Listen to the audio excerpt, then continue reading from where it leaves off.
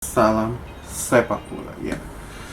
Video ini gue akan bahas tentang preview dari babak grup UEFA Champions League yang baru diundi kemarin malam ya.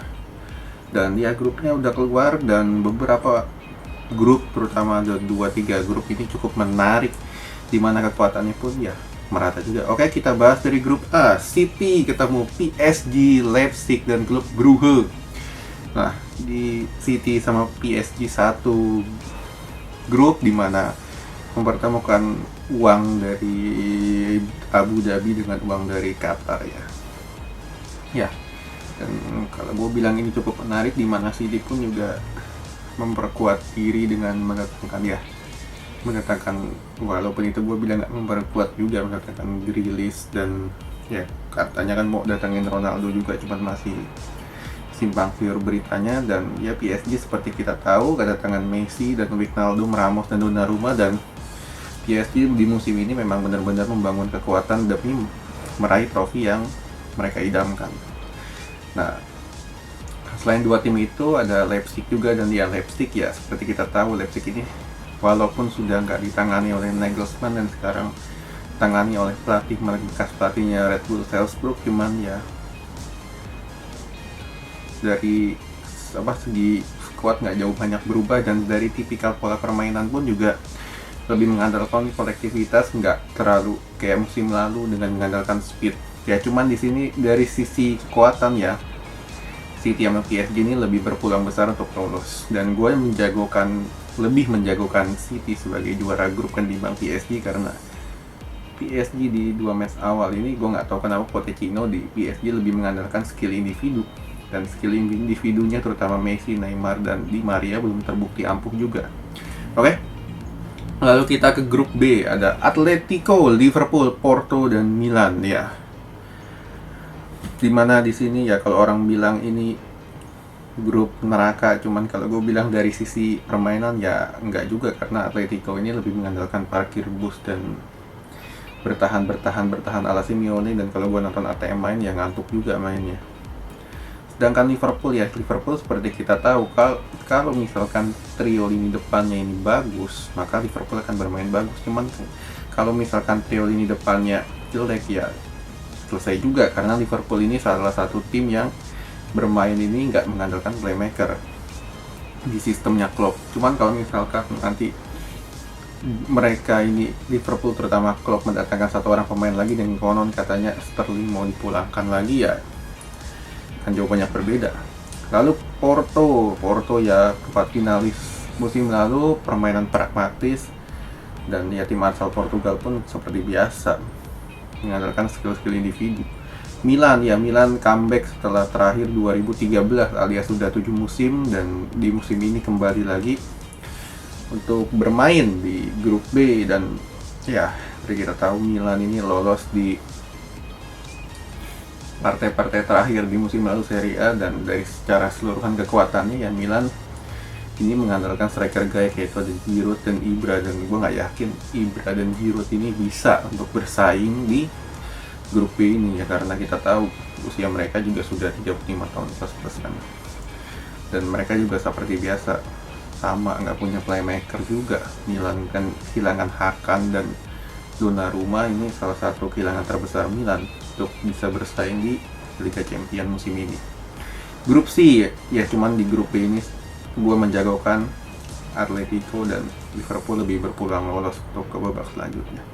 Di grup C ada Sporting, Dortmund, Ajax, dan Besiktas ya. Di grup ini pun sama, gue melihat bahwa Dortmund dan Ajax ini lebih berpeluang untuk lolos ya, murni dari cara permainan mereka dan keseluruhan isian skuad di atas kertas. Dortmund dan Ajax ini lebih berpeluang, sedangkan Sporting ya tim-tim asal Portugal ini seperti biasa juga, nggak terlalu banyak variasi serangan. Besiktas juga sama, dan gue yakin nggak akan ada banyak kejutan di grup C. Di grup D ada Inter, Real Madrid, Shakhtar, dan Sheriff dari tim lolos dari kualifikasi dan ya dari Liga Moldova ya kalau nggak salah, itu akan bersaing dengan Inter dan Real Madrid ya. Real Madrid pun juga tampil nggak begitu meyakinkan musim ini, dengan sama sekali belum mendatangkan pemain yang benar-benar berkategori Los Galacticos ya, cuman kecuali Alaba doang, dan justru mereka kehilangan dua pilar musim lalu, yaitu ada Ramos dan Varane. Nah, sedangkan di Inter ini pun sama, skuad tambal sulam musim ini dengan kehilangan Lukaku, kehilangan Conte, Hakimi, dan ditambal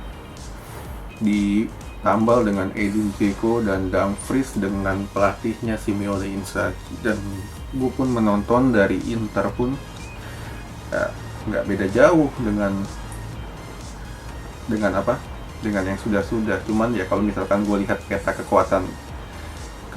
kekuatan dari grup D, seharusnya Inter dan Madrid ini lebih berbola untuk lolos ya, karena Shakhtar dan Sheriff ini ya dari sisi tim aja mereka udah jauh juga.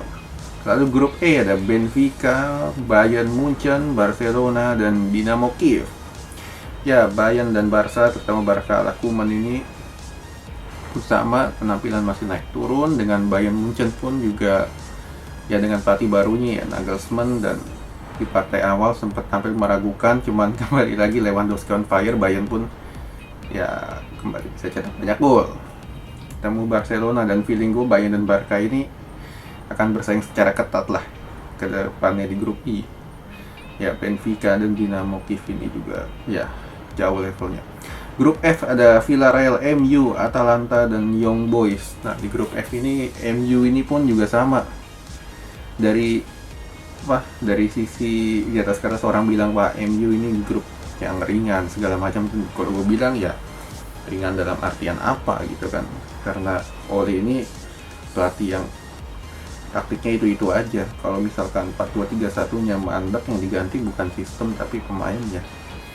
Dan Villarreal dan Atalanta ini, terutama Atalanta ini nggak mengandalkan 1-2 pemain, tapi sistemnya Gasperini ini yang berjalan, dan ini yang akan jadi senjata berbahaya. Cuman ya kalau misalkan Atalanta ini kan sering bermain terbuka ya.